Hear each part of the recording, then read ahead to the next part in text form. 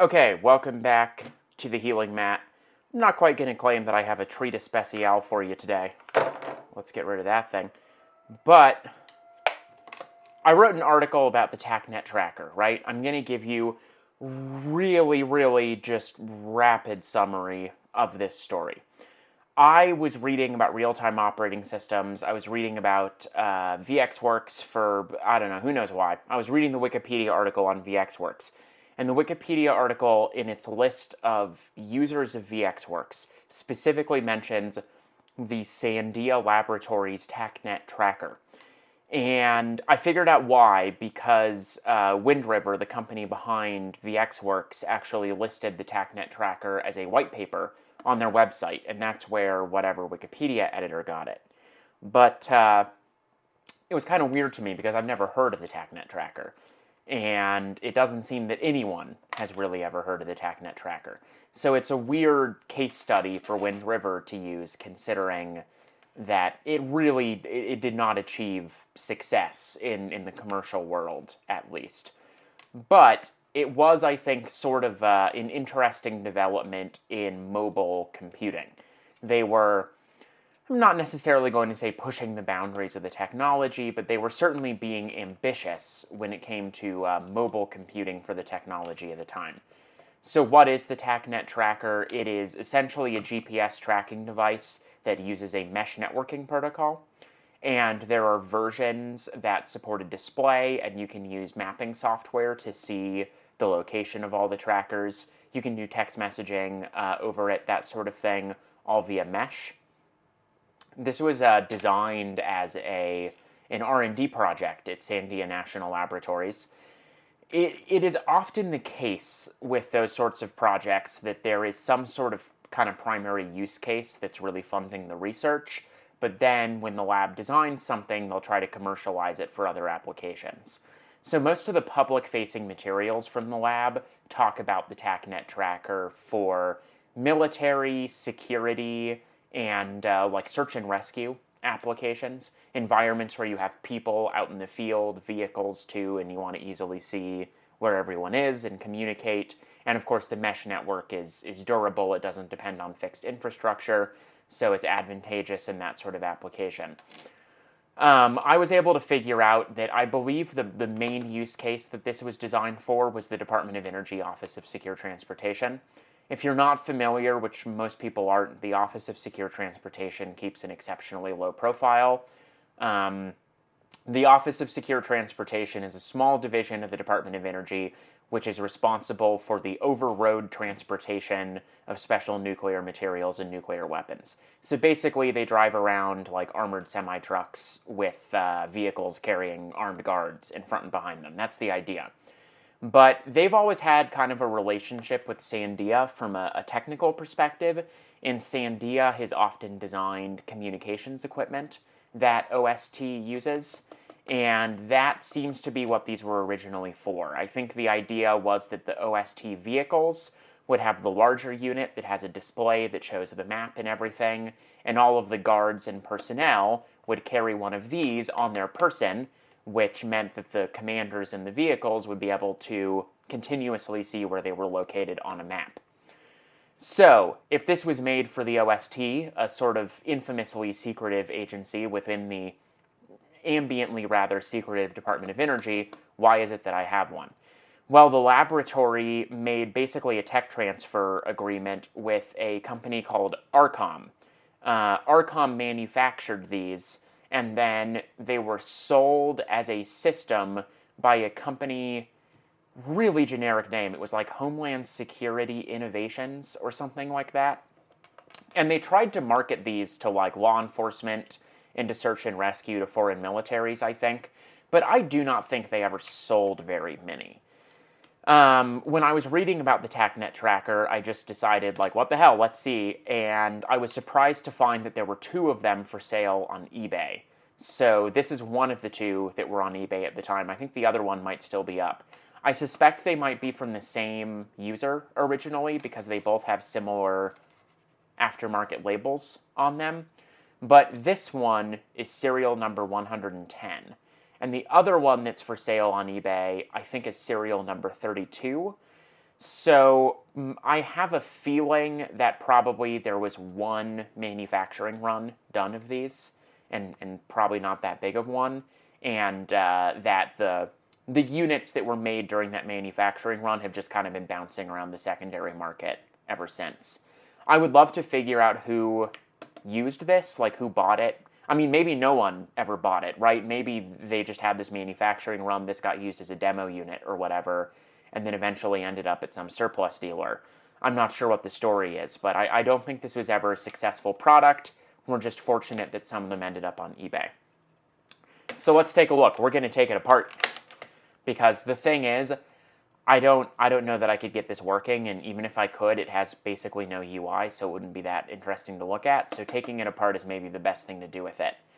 Let's take a look at the outside first, though. It's got this N105 Sharpied label on the front. On the back, it's got its normal labeling. This is the Tacnet Tracker, no video. I think that means that some of these had a composite video output on this dot connector. I think maybe this doesn't support that. Someone has stuck an IP address label on here. As far as I can tell, the mesh networking protocol that these used, it was called Moto Mesh. It was sort of a proprietary variant of Wi-Fi. It was IP. It was all IP. And as far as I can tell, these were usually used with static IP address allocations, because like every photo I find of one of these, it's got an IP address labeled on it. I almost wonder if that might have been done at the factory or by the integrator. I'm not super sure, but that might have been there for a long time. On the top, we have the UI. There's 4 indicator lights. There's 1 button. The technical reports described this, right? 4 LEDs, 1 button. On the bottom, there's a dot connector, and there is a power connector. I'm having to look for it, right, because it's kind of weird. There's a power connector under here, and under here is nothing. Reserved for future use, I'm thinking. As far as, like, the hardware, right, I think this was a small manufacturing run, so, like, for that fact, this feels pretty good. It's got these rubber bumpers on it. Those feel decent. I think this was done for heat sinking. We gotta check what's on the other side of this, but this is metal. It's aluminum, I think. The grooves are not very deep, but they're definitely there. Where I think the fit and finish kind of suffers is down here. This is specifically built as a wearable product and for sort of rugged applications like military and search and rescue. So I would have thought that the water ingress protection would be better. But like this is just a hole right into the inside of the case. The only thing preventing water ingress is this rubber flap that doesn't really fit onto it that well. So if you dropped this thing into water, I don't think it would fare well. These screws just hold this rubber flap on. I've taken this apart before, so. Triangular screws, you don't see that very often. So I've got this set of mini bits. This is actually not a very good set. I think my husband bought this, like, in college when he didn't have any money, and then it's just been kicking around ever since. But it's the only set I could find with a triangular bit, and that triangular bit, it doesn't, like, fit these screws very well. And I don't think that's the screw's fault. I think this bit is a little screwed up on the tolerances. So it kind of works, but it cams out super easy, which, you know, I really don't think that the triangular should. So these 4 screws are the main deal holding this together. It came like this, by the way, with this. This is one of those things that would go on one of those disconnect keychains, you know? So maybe it was, like, attached to clothing with that at some point, like to a vest or something. I'm sorry, a tactical load-bearing system. I'm not sure. So when we pop it open, as is often the case, there's a couple of cables. This one just popped out on its own, which, whoops. But as I said, I took this apart before. I may not have relatched that all the way. It's one of those Ziff micro ribbon deals. And then this is some kind of, you know, just pin connector. It's like some kind of Molex mini fit or something. I'm not sure. I'm not very good at identifying connectors by eye. So those are our screws. This right here is the battery. So I was a little like, when I first opened this, I was looking at that like, oh, what is that? And then I realized, oh, obviously it's just the battery. But let's get a better look at it. Just while we're in here.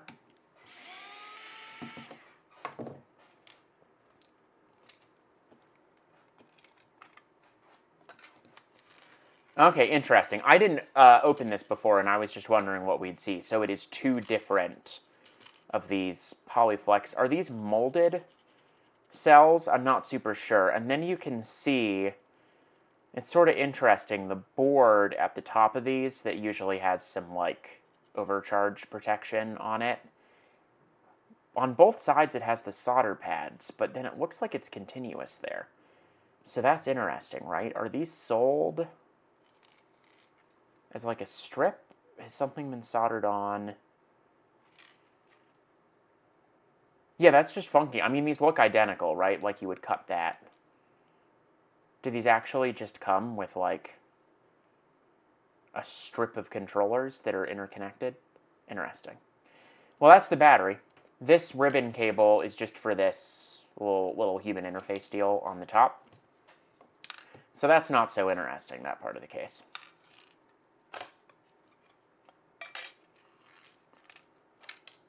It just occurred to me to wonder, it's like some rubber there. I think this hole is for like a holster to hold it in place, but I'm not 100% sure. Let's look at the actual device. So what we find in here, it's pretty unsurprising based on the technical report.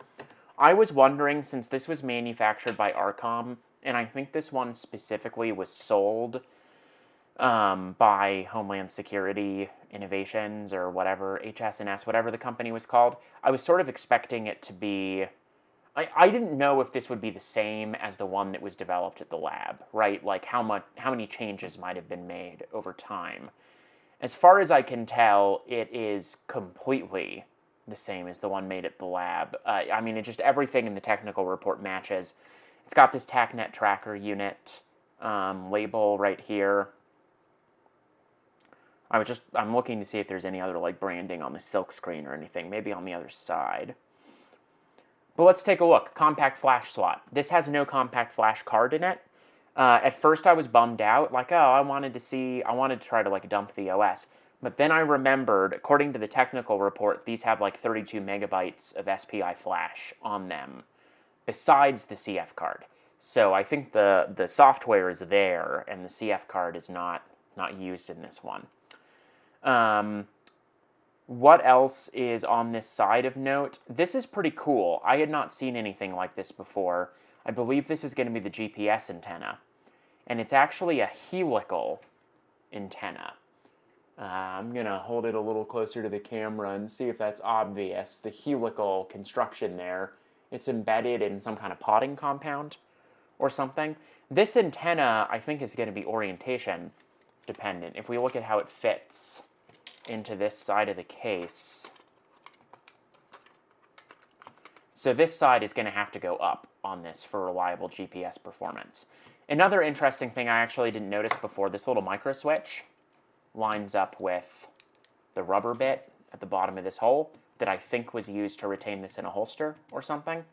So I guess it must be able to know whether or not... That's interesting. I wonder what functionality that drives, but it seems like it knows whether or not there's something stuck in that hole. I'm not a big double E person. Like, I can't really tell you what the little components on this side of the board are. Nothing stands out to me as super interesting. The other side, though. The other side is where this gets fun. So remember, Moto Mesh. And I said in the blog post, the WMC 6300 PCMCIA card. So sure enough, it's just got a PCMCIA card in it. And we can pop that out. This Quattro label has been added, and it's clearly from the same label printer as that IP address. So that's sort of interesting, right? I wonder... I don't know what that means. I don't know why someone opened this up clearly, right? Which is another indication that maybe this IP address is from the factory, or is at least from like the integrator that, you know, delivered this system to whoever may or may not have used it. But yeah, this is straight up the Motorola card. On my to-do list is to see if I can get the Moto Mesh software working. I'm actually a little tempted to buy the other Tacnet Tracker on eBay. I should probably do that before I upload this video if I want to, right? But I don't know. because the blog post has been out for a while. Maybe someone else has already bought it. But I would love to get a second one of these cards and see if I can get Moto Mesh working between a couple of machines. And then I should get an old PDA with the PCMCIA sled and then use the Windows CE Moto Mesh. Oh man, that would be so much fun. But this is our radio. This thing must have produced a lot of heat, right? Because there is a huge chunk of copper under here. And when you put this in, it really kind of drags because it's really squeezed up against that piece of copper. And I mentioned this maybe for heat sinking. Well, it's got one of these thermal pads that's going to press against the other side of this. So they must have really been worried about the radio overheating, which is not what you would normally expect, right, to be the thermal concern. But the embedded processor on this is probably pretty slow. The other features that kind of stand out here are this U-Blocks device that's in a shielded enclosure that is the GPS receiver. And you can actually kind of tell the traces of how it connects to this helical antenna. And there is a little coaxial connector right there. So I think you could have an external GPS antenna via that connector. This other shielded enclosure right here is actually a Bluetooth module. It's kind of funny to see this, right? Because in modern devices, usually GPS, Bluetooth, Wi-Fi are often all on one chip. But this predates that era, right? So we've got a Bluetooth module, we've got a GPS module, and then we have our not quite Wi-Fi, our Moto Mesh or mesh-enabled architecture module. That leaves something missing though, right? Where is the actual processor, like the sort of system on chip that this is based on? I could not tell you 100% for sure. I don't see anything that looks like it, so I'm actually wondering, because there's this big copper mass, but if we look under, we can see how it's kind of solder tacked on. There's a fair number of discrete components under here. There's a lot of traces that go to here somewhere.